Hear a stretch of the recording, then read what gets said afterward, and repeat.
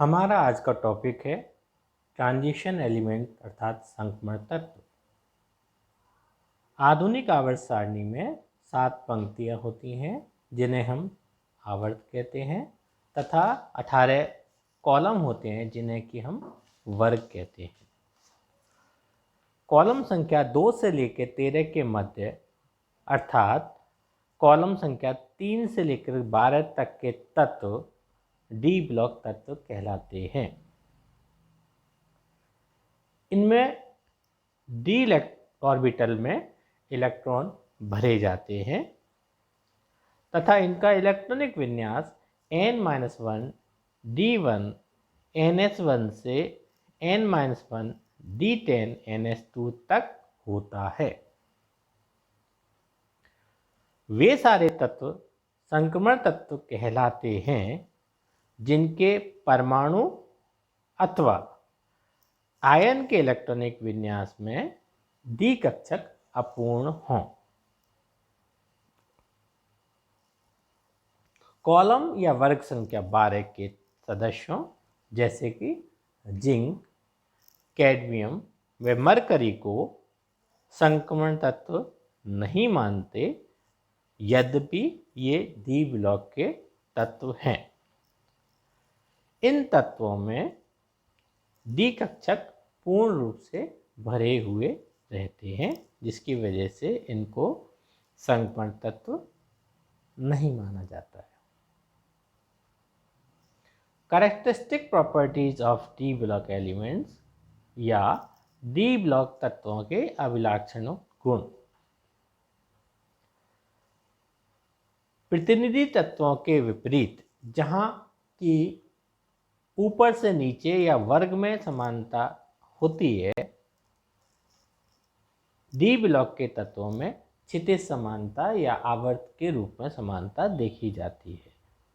अर्थात D block के तत्व परस्पर अधिक समानता प्रदर्शित करते हैं। इन तत्वों में एक से अधिक ऑक्सीकरण अवस्थाएं होती हैं। ये अच्छे उत्प्रेरक होते हैं। इनके द्वारा संकुल आयनों का निर्माण किया जाता है।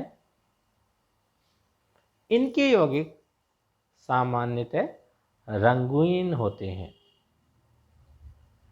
इनमें अयुग्मित इलेक्ट्रॉनों की वजह से अनुचुंबकीय गुण सामान्यतः उपस्थित रहता है।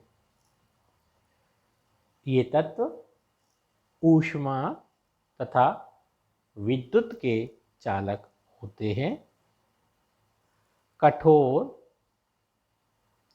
उच्च गलनांक व उच्च क्वथनांक भी इनकी विशेषता होती है। इनके द्वारा मिश्र धातुओं का निर्माण किया जाता है। Specific properties of transition element या संक्रमण तत्वों के विशिष्ट गुण। संक्रमण तत्व परस्पर गुणों में अधिक समानता दर्शाते हैं।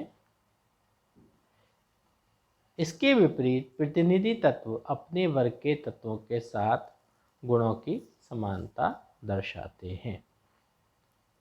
उदाहरण के तौर पर क्षार धातुएं विद्युत धनी होती हैं तथा वर्ग 17 तक पहुँचते पहुँचते तत्व ऋण विद्युतीय हो जाते हैं, जबकि स्कैंडियम से जिंक तक के सभी प्रथम संक्रमण श्रेणी तत्व धन विद्युत व धात्विक होते हैं। विशिष्ट गुण के प्रमुखतः 2 कारण हैं। पहला, तत्वों के वाह्यतम इलेक्ट्रॉनिक विन्यास। संक्रमण तत्वों का वाह्यतम इलेक्ट्रॉनिक विन्यास ns2 या कभी कभी ns1 होता है। अर्थात इनका वाह्यतम इलेक्ट्रॉनिक विन्यास समान होता है। इलेक्ट्रॉनों का भरना इन संक्रमण श्रेणी के तत्वों में या डी ब्लॉक के तत्वों में अंदर के डी कक्षकों में होता है। बाह्य कक्षकों में का इलेक्ट्रॉनिक विन्यास समान होता है। इसकी वजह से ये परस्पर समानता दिखाते हैं।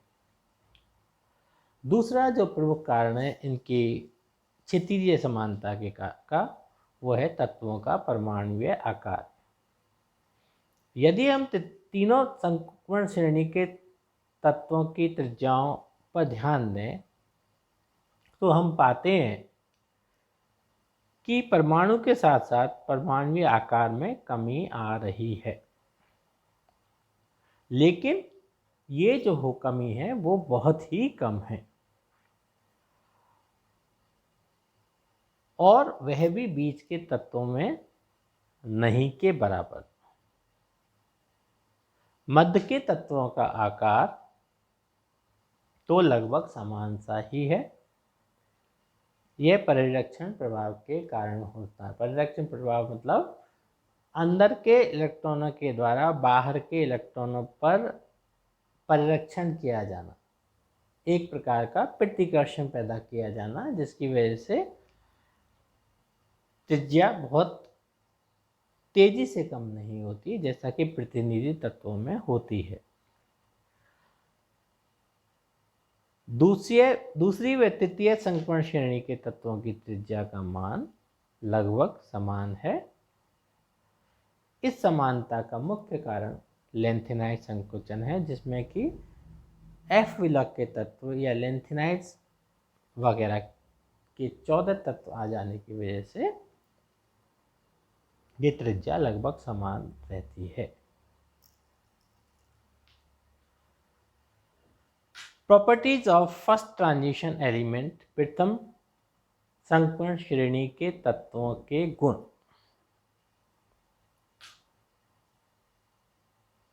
प्रथम संक्रमण श्रेणी 4th आवर्त में है,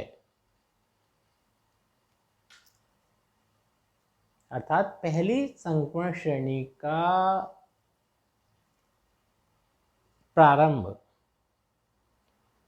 चौथी पंक्ति या चौथे आवर्त से होता है। पहली 3 पंक्तियों तक कोई संक्रमण श्रेणी नहीं है। इस प्रथम संक्रमण श्रेणी में 3D कक्षकों में इलेक्ट्रॉन भरे जाते हैं। पहले 4s कक्षकों में इलेक्ट्रॉन भरे जाते हैं। 4s कक्षकों में इलेक्ट्रॉन भरने के बाद 3D कक्षकों में इलेक्ट्रॉन भरे जाते हैं।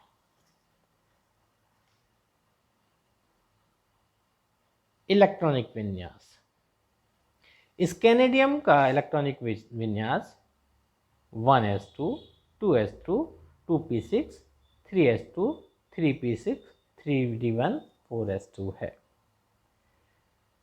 इसी प्रकार से प्रथम संक्रमण श्रेणी के टाइटेनियम, जिसका परमाणु क्रमांक 22 है, का इलेक्ट्रॉनिक विन्यास 1s2, 2s2, 2p6, 3s2, 3p6, 3d2 और 4s2 है। वेनेडियम का इलेक्ट्रॉनिक विन्यास 1s2, 2s2, 2p6, 3s2, 3p6, 3d1, 3d3, 4s2 है। यहाँ पर क्रोमियम के इलेक्ट्रॉनिक विन्यास को थोड़ा सा ध्यान रखने की आवश्यकता है। जहाँ वेनेडियम तक इलेक्ट्रॉनिक विन्यास 3d3, 4s2 होता है, वहीं क्रोमियम पर ये जो इलेक्ट्रॉनिक विन्यास है जो कि 3d4, 4s2 होना चाहिए था, उसमें 4s2 से एक इलेक्ट्रॉन 3d में आ जाता है, जिसकी वजह से इसका इलेक्ट्रॉनिक विन्यास 3d5, 4s1 हो जाता है। ऐसा अर्धपूरित कक्षकों के स्थायित्व की वजह से होता है। अर्थात क्रोमियम का जो इलेक्ट्रॉनिक विन्यास है वो 1s2, 2s2, 2p6, 3s2, 3p6, 3d1, 3d5, 4s1 होता है। इसी क्रम में हम चलते चलें तो मैंगनीज का 3d5, 4s2, आयरन का 3d6 4s2, कोबाल्ट का 3d7 4s2, निकिल का 3d8 4s2। अब यहाँ पर दोबारा से कॉपर के इलेक्ट्रॉनिक विन्यास पर ध्यान देने की आवश्यकता है। यदि उपरोक्त रीति से हम चलते चलें अर्थात निकिल के बाद कॉपर का इलेक्ट्रॉनिक विन्यास 3d9 4s2 होना चाहिए। इसके विपरीत यहाँ पर कॉपर में एक इलेक्ट्रॉन 4s से आ जाता है, जिसकी वजह से इसका इलेक्ट्रॉनिक विन्यास 3d10 हो जाता है तथा 4s में 2 इलेक्ट्रॉनों के स्थान पर सिर्फ एक ही इलेक्ट्रॉन रह जाता है, जिसकी वजह से इसका इलेक्ट्रॉनिक विन्यास 3d10 4s1 हो जाता है। जिंक का इलेक्ट्रॉनिक विन्यास 3d10 4s2 है।